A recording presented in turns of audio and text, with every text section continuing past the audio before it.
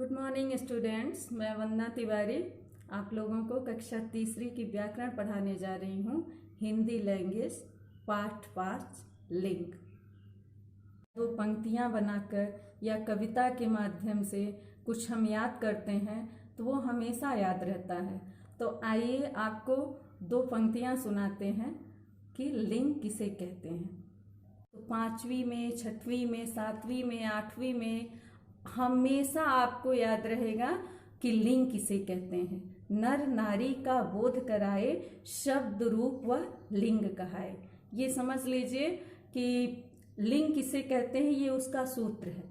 और अगर आप जैसे इसका अर्थ है कि जो नर का मतलब है पुरुष और नारी का मतलब है स्त्री, तो वही हुआ जिस शब्द से स्त्री और पुरुष जाति का बोध होता है उसे लिंग कहते हैं। चाहे तो आप ऐसे भी याद कर सकते हैं कि जिस शब्द से स्त्री या पुरुष जाति का बोध होता है उसे लिंग कहते हैं, या तो आप इसे याद कर लीजिए कि नर नारी का बोध कराए, शब्द रूप व लिंग कहाए।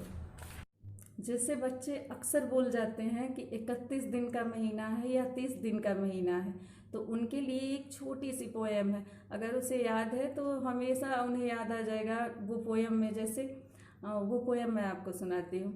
जून, सितंबर और नवंबर, अप्रैल में होते दिन 30, केवल छोड़ फरवरी बाकी, सभी महीनों में 31।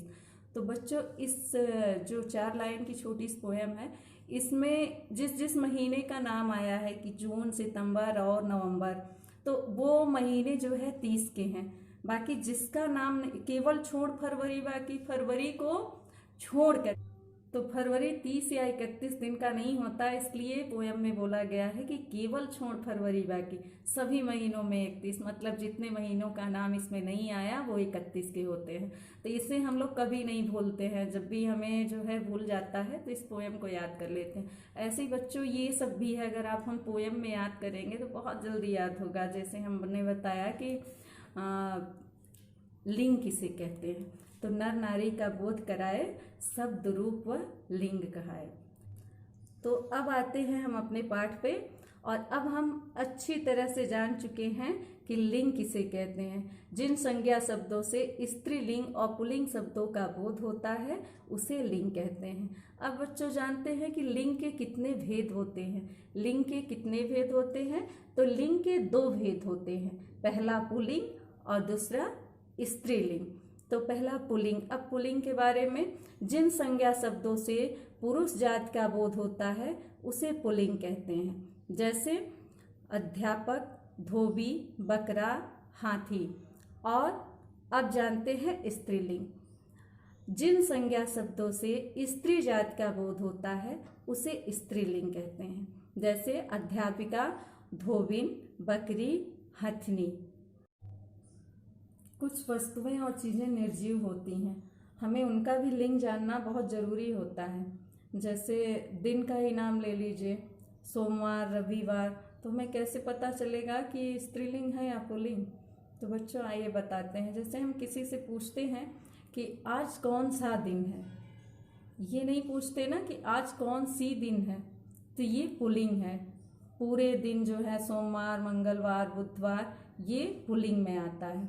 जैसे हिमालय है बच्चों, तो हिमालय को हम जो है पुल्लिंग में लेते हैं। कैसे, आइए जानते हैं। हम बोलते हैं कि हिमालय बहुत ऊंचा पर्वत है, न कि बहुत ऊंची पर्वत है। हिमालय बहुत ऊंचा पर्वत है, तो हिमालय किस में आया, पुल्लिंग में आया। अब जानते हैं स्त्रीलिंग। तो आइए जानते हैं निर्जीव चीज़ों में स्त्रीलिंग। जैसे बच्चों किताब है, तो किताब जो है, किताब मेज पे रखी है, ना कि किताब मेज पे रखा है, ऐसे नहीं बोलते ना।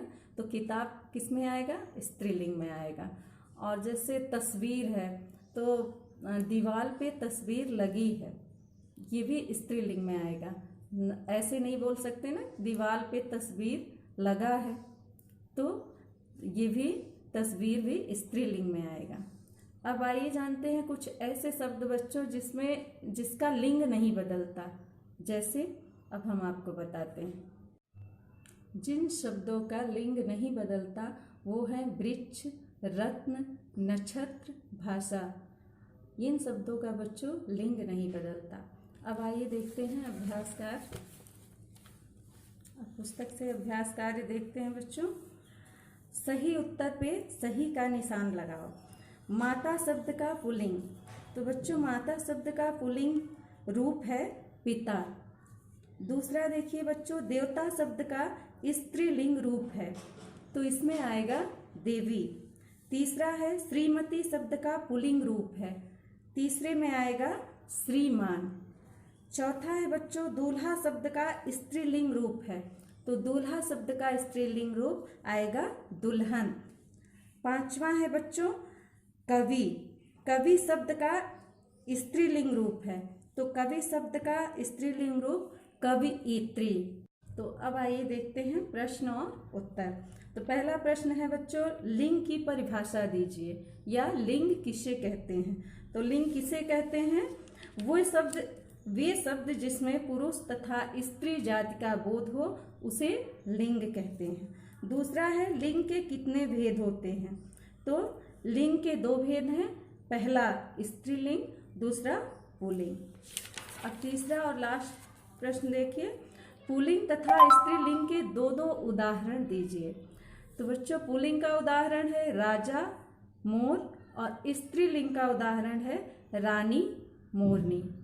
तो अब पाठ समाप्त हुआ और आशा है कि आप लोगों के अच्छी तरह से समझ में आया होगा। धन्यवाद।